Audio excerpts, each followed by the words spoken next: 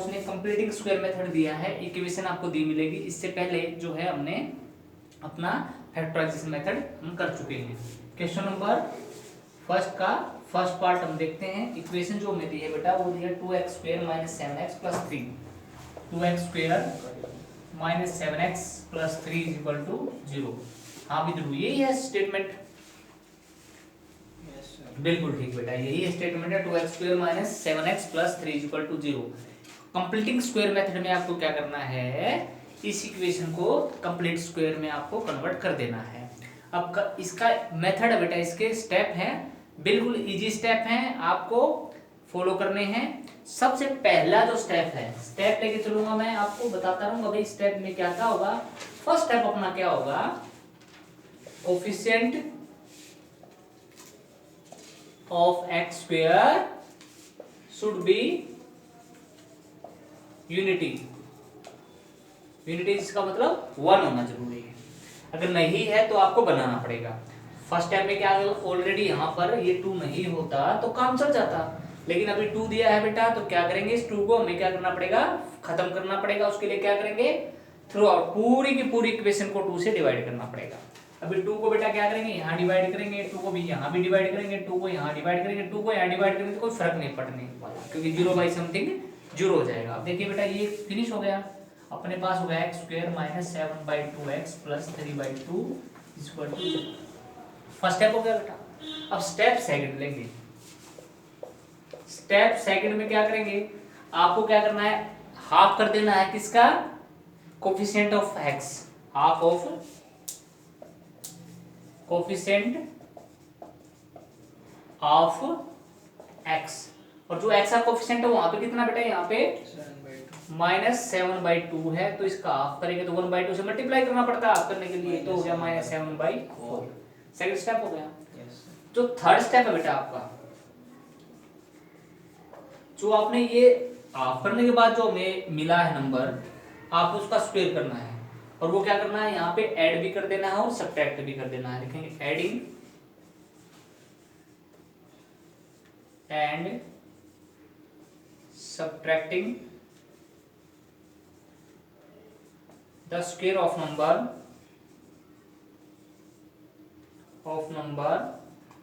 obtained in step second.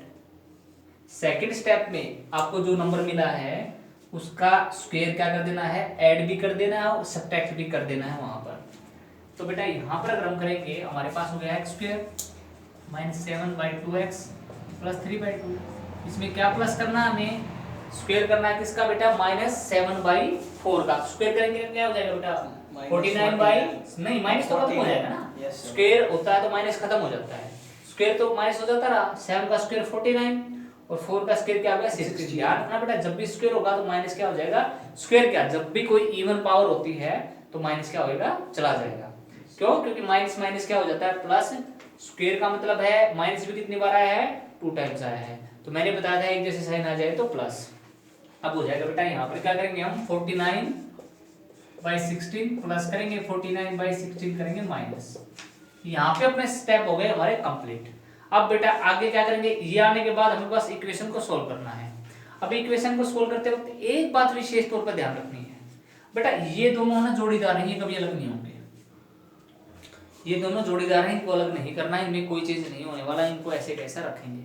अब इनके पास, इनके साथ क्या होगा, इन दोनों में से कोई एक इनके साथ आके लगने वाला है।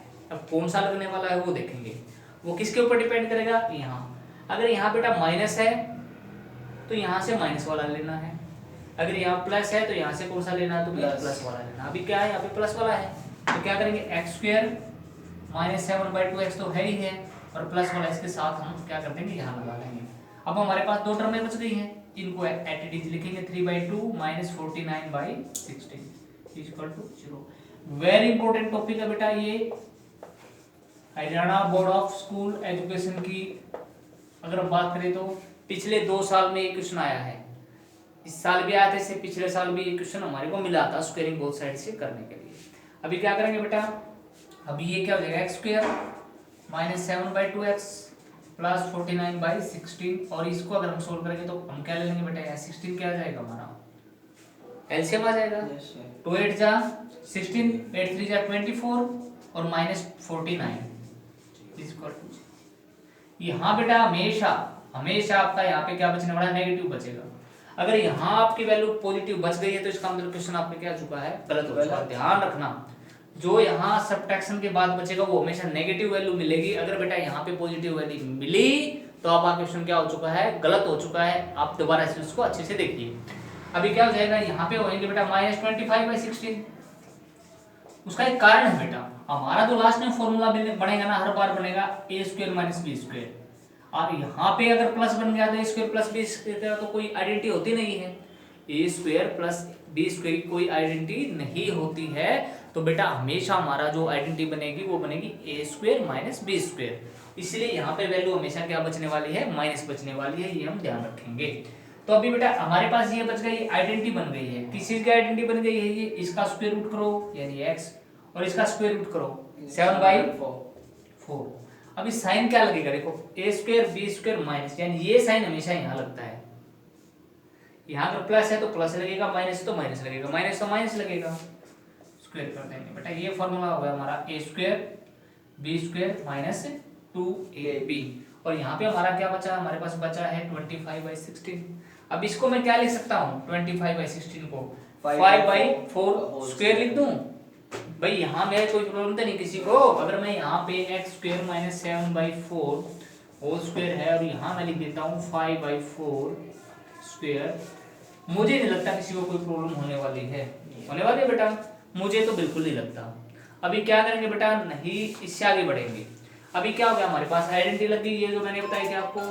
क्या आइडेंटिटी होगी बेटा, a² - b² वाली हमारी आइडेंटिटी यहाँ पे यूज हो गई है। अब हम क्या करेंगे, ये a² - b² वाली आइडेंटिटी को यूज करेंगे। तो क्या होती है वो, एक बार तो क्या करो माइनस में दोनों को, एक बार क्या करेंगे दोनों को प्लस में। ठीक है बेटा, अब क्या करो बेटा, क्या करते हैं, इन दोनों को एक बार प्लस कर दो, एक बार दोनों को क्या कर दो माइनस में कर दो। यानी हमारे पास हो जाएगा बेटा यहाँ पे क्या, यहाँ पे हम क्या लिखेंगे x - 7/4 प्लस 5/4 और दूसरा क्या हो जाएगा हमारे पास बेटा, x - 7/4 माइनस 5/4। ठीक है बेटा, इसको आगे सोल्व करने के लिए हम क्या करेंगे, अभी बड़ा इजी है। इसके लिए क्या करना पड़ेगा, देखो ये अपने पास हो जाएगा, इसको आगे हम यहाँ लिख देते हैं थोड़ा सा स्पेस बना करके, और ये यहाँ से। अब देखिए हमारे पास बच गया बेटा x यहाँ पे माइनस 4 एलसीएम अगर हम ले लेते हैं तो क्या हो जाएगा, -7 + 5 -7 + 5 -2 बचेगा ना बेटा, -2/4 समझ में आ रहा है। 4 नीचे हो गया, -7 + 5 तो क्या होने वाला है, -2/4 यानी हो जाएगा बेटा y यहाँ पे -1/2। ठीक है, अब दूसरा जो है बेटा उसका देख लेते हैं हम, उसमें हो जाएगा क्या, x माइनस, ये माइनस है बेटा तो ये भी क्या हो जाएगा, यहाँ पे माइनस है तो -12 हो जाएंगे, -12/4 तो हमारे पास हो जाएगा x - 1/2 और दूसरा क्या हो जाएगा बेटा x - 3 = 0। क्या हो जाएगा बेटा, यहाँ पर हमारा = 0 हो जाएगा। तो = 0 हो जाएगा तो अपने पास x की वैल्यू क्या आ जाएगी, एक तो हो जाएगी 1/2 और एक x की वैल्यू क्या हो जाएगी हमारे पास 3। ये जीरोज हमारी निकल गई हैं। ठीक है बेटा, ये है हमारा आंसर। तो अब हम क्या करते हैं, क्वेश्चन नंबर सेकंड पर चलते हैं। स्टेप हमारे क्या रहेंगे, यही रहेंगे।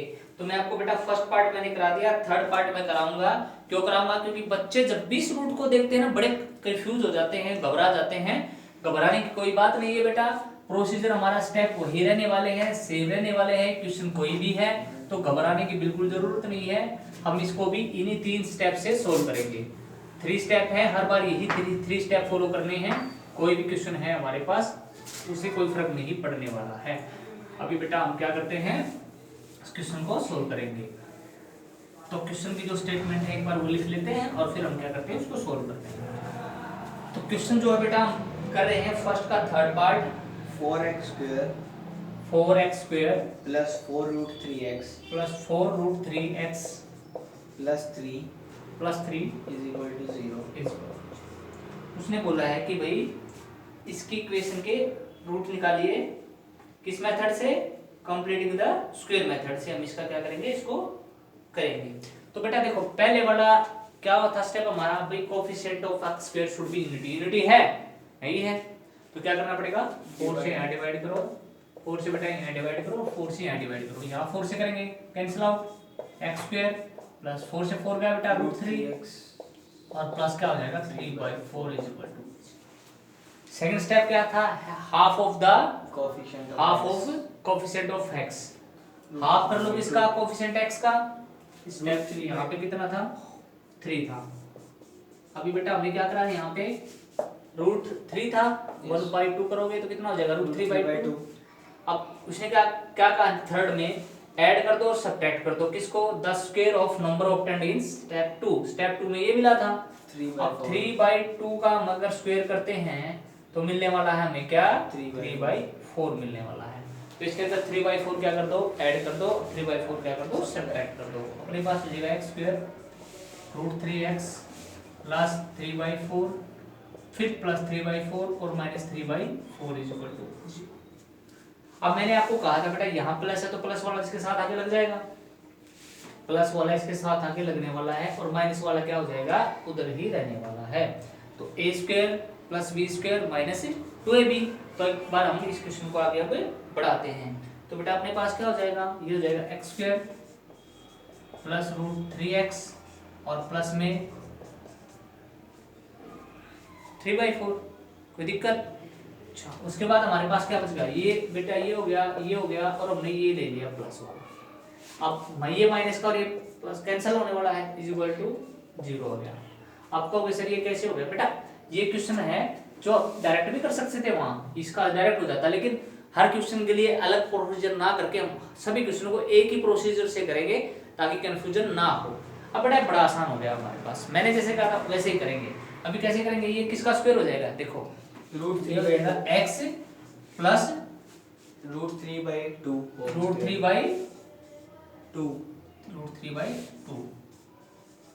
Whole square is equal to 0 बस यहाँ होने वाला है। तो बेटा ये हमारे पास हो गया।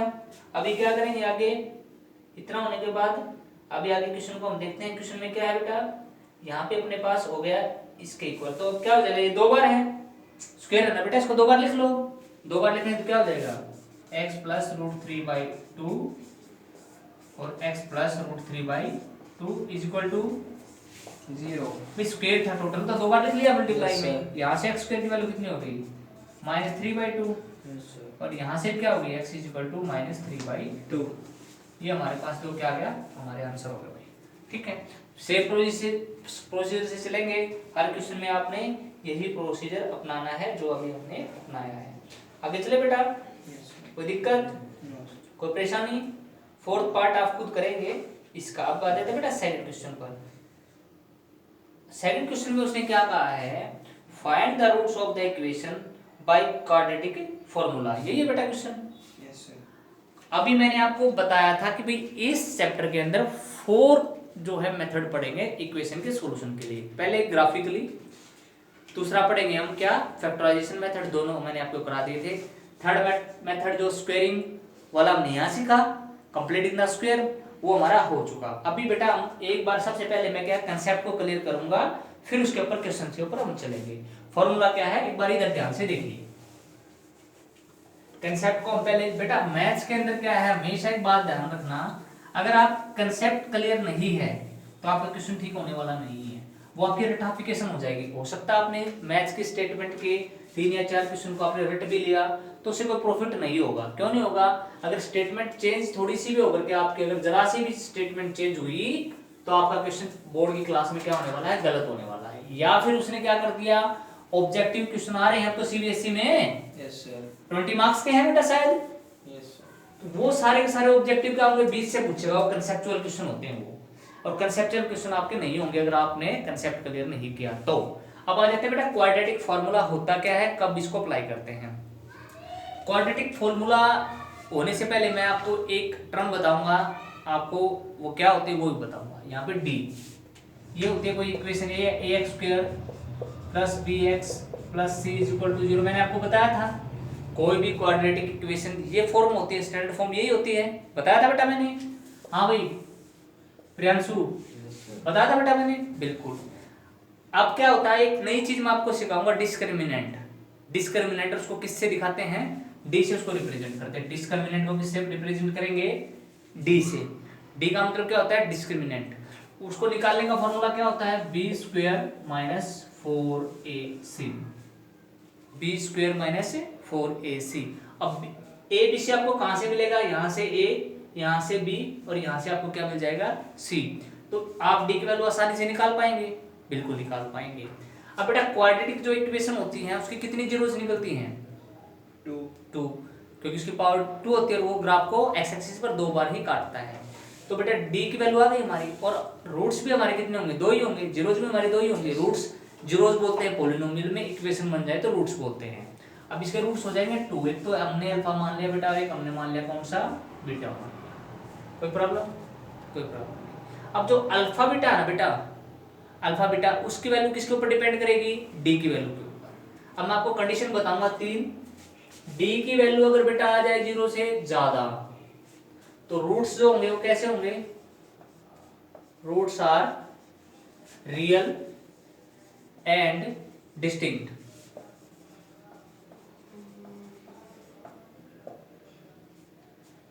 क्या होंगे, डिस्टिंक्ट। डिस्टिंक्ट का मतलब भिन्न भिन्न, अलग अलग होंगे। 2 रूट्स निकलेंगे, दोनों रियल होंगे और दोनों क्या होंगे, अलग होंगे एक दूसरे से। कब, जब डी की वैल्यू क्या हो जाए, 0 से ज्यादा हो जाए। ठीक है, उनकी वैल्यू कैसे निकालेंगे, निकालने का तरीका लगेगा minus B plus root D by 2a, और दूसरा हो जाएगा हमारे पास माइनस बी और minus root D by 2a, first condition. ठीक है, सेकंड कंडीशन में क्या हो जाएगा, अगर डी की वैल्यू 0 के इक्वल आ जाए, डी की वैल्यू 0 आ गई तो बेटा 0 का रूट क्या होता है, 0, यहाँ भी 0। तो बेटा अगर इसमें पोर्शन को छुपा लूं, मैंने इसे छुपा लिया, तो यह माइनस बी बाई 2 है, माइनस बी बाई 2 है, दोनों इक्वल हो जाएंगे। तो साफ दिख रहा हमें, हमारे पास क्या हो जाएगा, अल्फा और बीटा दोनों की वैल्यू इक्वल होगी, और कितनी होगी, माइनस बी बाई 2 हो जाएगी। प्लस माइनस का चक्कर ही फिनिश। ठीक है, दोबारा सुनो भाई, अगर हमारी वैल्यू डी की वैल्यू 0 आ गई, अब डी की वैल्यू 0 आ गई तो क्या होगा, ये वैल्यू 0 हो जाने वाली है, तो दोनों में माइनस बाई बी बाई 2 बचेगा।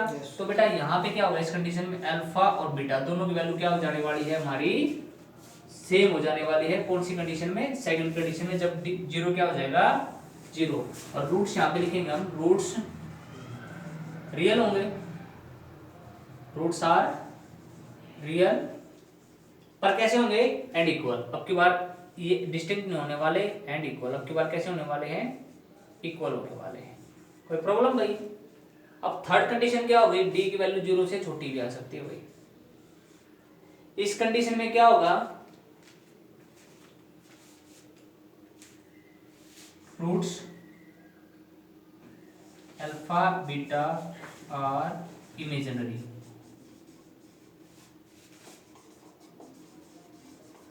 और बेटा ये इमेजिनरी टर्म है, ये आपके सिलेबस में नहीं है 10th में, या कि जाके आप कहाँ पढ़ोगे, तब आप कौन से क्लास में, 11th क्लास में हो जाओगे, तब आप रियल नंबर और इमेजिनरी नंबर के बारे में पढ़ोगे, कॉम्प्लेक्स नंबर के बारे में। रियल तो आपका है ही, तो सिर्फ रियल वैल्यू होगी तो ये हमें निकालनी है, रियल वैल्यू है तो निकालनी है। अगर आपका क्वेश्चन ऐसा आ जाए जिसमें डी की वैल्यू आ जाए 0 से कम, आप तो लिखोगे, आप क्या लिखोगे, जीरोस आर या रूट्स आर इमेजिनरी। ठीक है, सो नॉट पॉसिबल, तो सॉल्यूशन को वहीं छोड़ देंगे। ठीक है, क्या छोड़ देंगे, क्वेश्चन को यहीं छोड़ देंगे, लिख के 0 क्या है, डी की वैल्यू 0 से कम है, less than D is less than 0, so alpha and beta या जीरोस आर इमेजिनरी, बस वहीं छोड़ देंगे, आगे नहीं निकालेंगे। क्योंकि आपको हमेशा क्वेश्चन में दिया मिलेगा, check the equation has real roots और not, if exist then solve the question. कभी ये नहीं मिलेगा सोल्व, हमेशा ही मिलेगा रियल है तो आगे करिए, इमेजिनरी है तो आपको वहीं छोड़ देना है। मतलब हमारे क्वेश्चन इससे रिलेटेड होंगे, अगर यहाँ जाते तो क्वेश्चन को आगे नहीं बढ़ाना है। अब बेटा कंसेप्ट क्लियर हुआ, इसी को बोलते हैं बेटा हम क्या, क्वाड्रेटिक फॉर्मूला।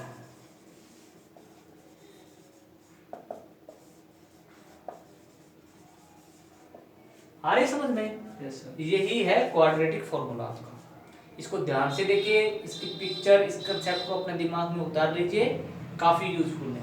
जब हम क्या होता है, जब फैक्टराइजेशन मेथड से हमारे रूट नहीं आते हैं, बार बार कोशिश करने के बाद नहीं मिल रहे हैं, पजल है हम, तो आप इस फॉर्मूले का यूज करके निकाल सकते हैं। लेकिन इस फॉर्मूले को लगाने से पहले एक बात हमेशा ध्यान रखना, पहले डी की वैल्यू चेक करना बहुत जरूरी है। कहीं ऐसा ना हो कि इमेजिनरी रूट और रूट पॉसिबल ही ना हो और हम बार बार इस पे लगाते रहे रूट्स, ये फॉर्मूला, और हमारा क्वेश्चन सोल्व ही ना हो। ठीक है, अब याद आते हैं बेटा हम, उसने बोला है हमारे को भाई सेकंड क्वेश्चन में, find the roots of the quadratic equation by applying quadratic formula. एक बार डिक्रीजमेंट सर, क्या डिस्क्रीमेंट, हाँ डिस्क्रीमेंट बोलते हैं डी को। अब डी से सीधा याद रखिए, डी हमें निकालना है, कहीं नहीं पूछे जाने वाला आपका कि डी की वैल्यू क्या, मतलब डी की डेफिनेशन क्या होती है, डिस्क्रिमिनेंट क्या होता है, कुछ नहीं, आपको सीधा याद रखना डी। डी से भी आप सिंबल को याद रखोगे तो भी आपका काम चलने वाला है। अब याद रखते हैं बेटा अपने टॉपिक पर। अब हमने जो फर्स्ट क्वेश्चन है, सेकंड क्वेश्चन 4.3 का क्वेश्चन नंबर सेकंड का फर्स्ट पार्ट एक बार देख लेते हैं। सेकंड क्वेश्चन का जो फर्स्ट पार्ट है वो है बेटा 2x² - 7x + 3। ठीक है बेटा, ये है ना 2x² - 7x + 3 = 0, यही है, यही है बेटा। यस मेरे ख्याल से ये स्टेटमेंट सेम ही है जो पहले वाले में थी। यस सर, ठीक है ना, 2x² - 7x + 3 सेम है, बस मेथड हमें क्या कर देना है, चेंज कर देना है। सेकंड क्वेश्चन में अब इसको करेंगे। सबसे पहले तो क्या निकालो, a b c की वैल्यू निकालो, तभी d की वैल्यू निकलेगी। तो यहाँ लिखेंगे comparing with ax² + bx + c = 0। यहाँ से a की वैल्यू क्या मिलने वाली है 2, और b की वैल्यू क्या मिलने वाली है -7, और c की वैल्यू कितनी 3 मिलने वाली है। b की वैल्यू निकालेंगे, क्या हो जाएगा b² - 4ac, एंड d की वैल्यू क्या हो जाएगी, b की वैल्यू क्या -7 yes sir, whole square -4, a की वैल्यू 2 और c की वैल्यू क्या मिलने वाली है 3। 7 का स्क्वायर करेंगे -49, और माइनस कितना हो जाएगा 4 2 जा 8 3 जा 24, यस सर, 25। अब यहाँ पे d की वैल्यू क्या आई है, 0 से ज्यादा आई है, तो लिखेंगे यहाँ पे roots are real and distinct. अलग भी था बेटा, यस सर,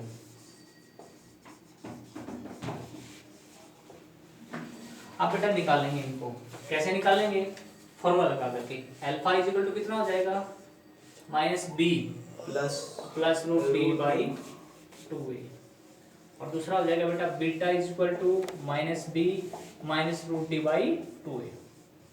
ठीक है बेटा, अभी अल्फा हम निकालेंगे तो क्या हो जाएगा -b, b की वैल्यू क्या है -7, और मैंने एक बार तुम्हें कल बताया था कि बेटा बिना साइन के कोई भी नंबर क्या है, ऐसे है जैसे बिना आत्मा के मृतक शरीर, तो माइनस का साइन साथ में लेंगे, -7 यहाँ था प्लस √d का मतलब √25/2a। एक वैल्यू क्या है बेटा अपने पास 2 सेम, -7 माइनस आगे और -√25/2 × 2, तो यहाँ ये होगी बीटा की वैल्यू बेटा, ये यहाँ पे बीटा आने वाला है। अब अल्फा की जो वैल्यू है वो क्या आने वाली है +7 + 5/4, और जो बीटा की आने वाली है वो आने वाली है +7 - 5, यस सर, ये तो माइनस प्लस, और ये √5 हो जाएगा 25 का रूट निकालेंगे तो 4 हो जाएगा। ये हो जाएगा अल्फा इक्वल टू अपना बेटा 12/43, और बीटा हो जाएगा अपना कितना बेटा यहाँ पे 752/4 1/2। यही आए थे पहले भी, यस 3 और 1/2 हमारा क्या आ गया यहाँ पे आंसर हो गया है। अभी बेटा आगे चल पड़ते हैं, एक बार ऐसे ही क्वेश्चन आप कर सकते हैं इनको क्वेश्चन को। यस सर, अभी आ जाते हैं बेटा हम, इसका क्वेश्चन सेकंड भी हमने निपटा लिया है, थर्ड क्वेश्चन पे आ जाते हैं। थर्ड क्वेश्चन में उसने ये कहा भाई आप कैसे भी करिए कोई प्रॉब्लम नहीं है, बस आप, उसने कोई मेथड आपको सजेस्ट नहीं किया है, आपको सिर्फ क्या करना है इसको सोल्व करना है। तो सोल्व करने के लिए क्या करेंगे बेटा, एक बार इस क्वेश्चन को देख लेते हैं क्या है। मैंने आपको बताया सबसे पहले तो आपको फैक्टराइजेशन मेथड लगाना है, अगर उसने कोई भी मेथड मेंशन नहीं किया है। दोबारा सुन लीजिए, अगर कोई भी मेंशन नहीं कर रखा है, अगर कुछ भी मेंशन नहीं किया है तो सबसे पहले आप कौन सा लगाएंगे, फैक्टराइजेशन मेथड। अगर उसने कुछ मेंशन कर रखा है तो फिर आप जिस मेथड से उसने बोला है उसी मेथड से आप क्वेश्चन को करेंगे। अभी आ जाते हैं बेटा हम क्वेश्चन नंबर 3 का first part, question number 3 part first. और फर्स्ट पर उसने क्या दिया है, x minus 1 by X is equal to 3, ये है ना बेटा, Yes, sir. x minus 1 by X, x minus 1 by X is equal to 3। ये है ना बेटा, x माइनस यहाँ पे x है बेटा, यहाँ पे है ये स्टेटमेंट में उसने दिया x माइनस 1 बाई एक्स, ऐसे ही है भाई। Yes, sir. सबसे पहले क्या करेंगे, जो नीचे वाला है फ्रैक्शन को हटाने के लिए x से मल्टीप्लाई करना पड़ेगा पूरे को, इस पूरे को क्या थ्रू आउट क्या कर देंगे, x से मल्टीप्लाई कर देंगे। यहाँ करेंगे क्या हो जाएगा बेटा, x स्क्वायर, यहाँ करेंगे तो क्या रह जाएगा 1 इज इक्वल टू 3x. और x स्क्वायर माइनस 3x और minus 1 is equal to 0। D की वैल्यू निकाल के देख लो बेटा पहले, कहीं ऐसा हो ना हो कि निकलती ना हो, जीरो जम लगे रहे भाई। वैसे भी मल्टीप्लाई चाहिए 1, मल्टीप्लाई करे चाहिए -1 और प्लस करे तो क्या आने वाला 3। तो सूझ नहीं रहा हमें ऐसा कुछ, डी की वैल्यू निकाल के देख लेते हैं एक बार। डी की वैल्यू क्या हो जाएगी, बी स्क्वायर, बी क्या होता है ये -4, ए की वैल्यू 1 और सी की वैल्यू -1। अब डी क्या आने वाला है 9 और माइनस माइनस प्लस और 4, डी की वैल्यू क्या आने वाली है 30। Yes, sir. Real and distinct. Real होगा लेकिन तो नहीं आसानी से तो नहीं निकल रही। अगर ऐसा कोई मेथड आ जाए फैक्टराइजेशन मेथड से नहीं सोल्व हो रहा है तो वहां पे कौन सा फॉर्मूला यूज करेंगे हम, क्वाड्रेटिक फॉर्मूला। तो डी की वैल्यू क्या होगी 0 से ज्यादा, तो क्या हो जाएगा roots are real and distinct. निकालेंगे कैसे, बड़ा मामला अच्छा है। तो क्या करेंगे, पहले तो निकाल लेंगे alpha is equal to minus B, minus B का मतलब -3, Yes, sir. साइन को साथ में लेके चलेंगे बेटा, -b plus root D by 2a। A की वैल्यू यहाँ पे कितनी है बेटा 1, Yes, sir. ए की वैल्यू तो 1 है। Yes, तो sir.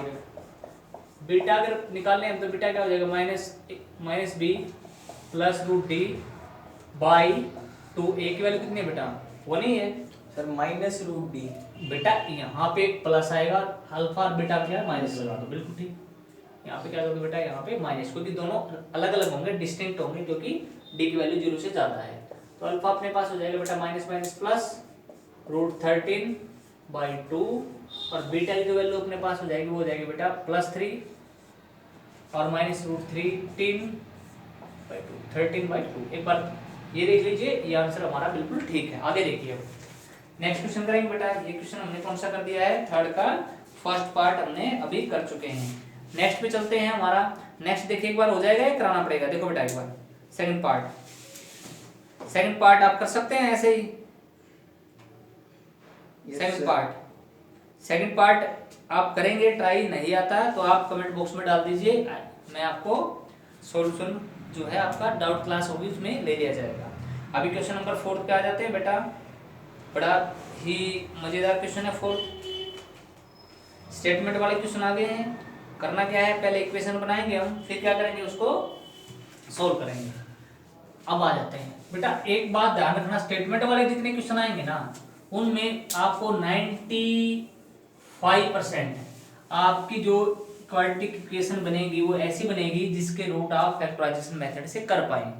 बहुत ही कम चांस होते हैं कि आपको ऐसा दिया जाए इजीली आप उसके फैक्टर ना बना पाओ, ठीक है। तो आपको स्टेटमेंट वाले क्वेश्चन में 95% आपको फैक्टराइजेशन मेथड है वही यूज करना है। नहीं हो पा रहा क्वेश्चन तो ही आप क्वाड्रेटिक फार्मूला अप्लाई करेंगे।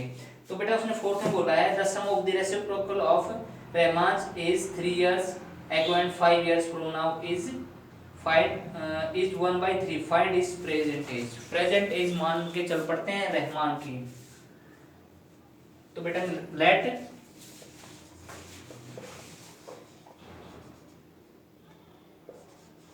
रहमान्स present age be x years। ये अब क्या बेटा मान के चल पड़ते हैं। क्वेश्चन नंबर 4 है ये, क्वेश्चन नंबर 4 है भाई।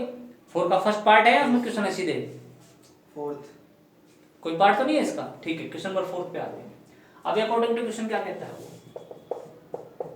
ये बेटा आपका क्वेश्चन जो मैंने अभी छोड़ा था ना थर्ड पार्ट का, उस जैसा क्वेश्चन है। अभी उसने बोला है कि रेसिप्रोकल का मतलब होता है उल्टा, तो उसने बोला है आपको रेसिप्रोकल लेना, उल्टा लेना है किसका, जो ये रहमान है उसकी एज 3 साल पहले, सब किसके साथ है रेसिप्रोकल लेना है, जो इसकी एज कितने दिन के बाद हो जाएगी, 5 साल बाद, 5 ईयर, 5 साल जुड़ जाएंगे।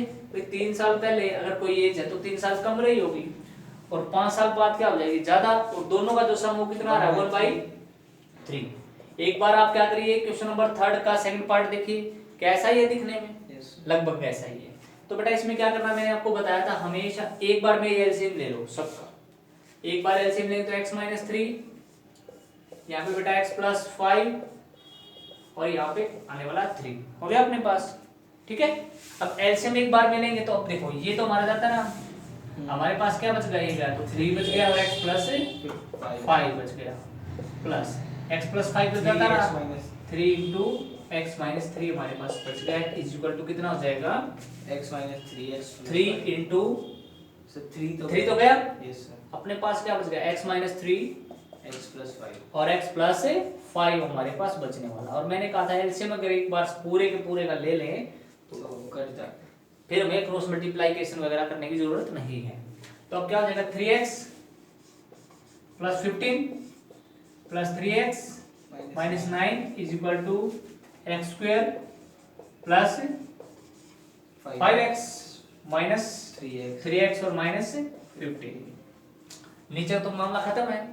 अब देखो हमारे पास क्या हो जाएगा 3x और 3x 6, ये 3x देखो यहाँ पे प्लस और 3x यहाँ पे प्लस, और ये हो जाएंगे हमारे पास ये 9x 6x, और ये 15 में से 9 गया 6 प्लस के 6 इज इक्वल टू यहाँ क्या बचेगा x² + 2x और माइनस, अब क्या करेंगे हम सबको वेरिएबल और कांस्टेंट सब वैल्यू को एक तरफ करेंगे, तो यहाँ हमारे पास इस साइड क्या बचा है x² + 2x - 15 है बेटा।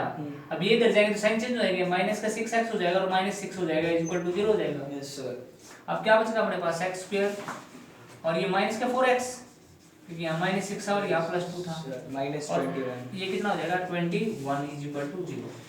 बड़ा इजी है बेटा, आगे तो x² फैक्टर बना लो, 7 3 जा 21 -7x + 3x - 21 is equal to 0।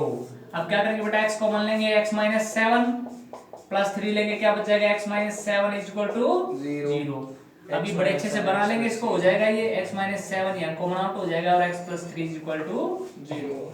यहाँ से वैल्यू मिलेगी बेटा, एक तो 7 मिलेगी और एक x इज इक्वल टू -3 मिलेगा। भाई माइनस तो एज कभी हो नहीं सकती है, कभी किसी की एज ये नहीं होती कि -3 इयर्स का हो गया है, -5 इयर्स का हो गया है, तो x की वैल्यू क्या कितनी हो गई हमारे पास यहाँ पे 7 हो गई बेटा। तो इसका मतलब क्या होगा, हमारे पास जो रहमान की प्रेजेंट एज है कितनी है 7 years. So Rahman present age is 7 years.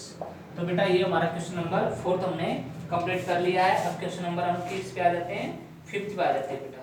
Question number 5th पे आ जाते हैं, 5th क्वेश्चन पे देखते हैं।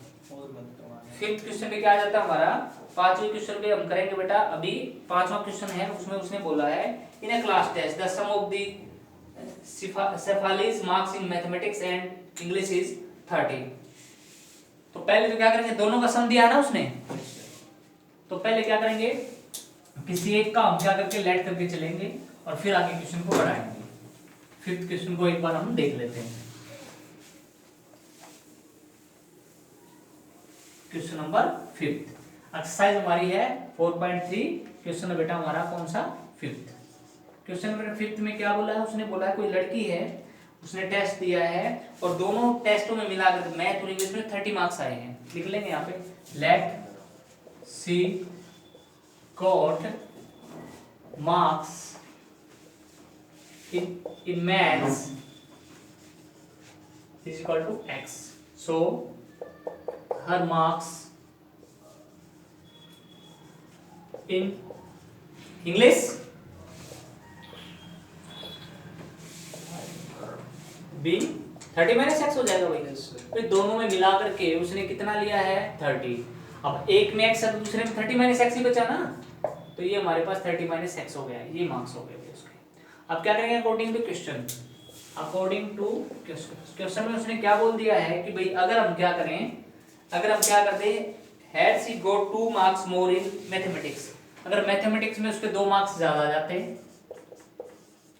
x + 2 हो जाते क्योंकि पहले x थे, और क्या हो जाता and 3 marks less in English, और इंग्लिश में 3 मार्क्स कम आते हैं, यानी अभी 30 माइनस एक्स थे, अगर 3 मार्क्स और कम आ जाते, 3 मार्क्स और अगर उसके कम आ जाते, दोनों मार्क्सों की जो प्रोडक्ट होती वो 210 आ जाती, यानी इन दोनों की प्रोडक्ट किसके इक्वल आ जाती है 210 के इक्वल आ जाती। अब ये x + 2 हो जाता बेटा, यहाँ करेंगे कितना हो जाएगा -x और plus 27 is equal to 210। -x था बेटा, प्लस में से माइनस गया माइनस आएगा।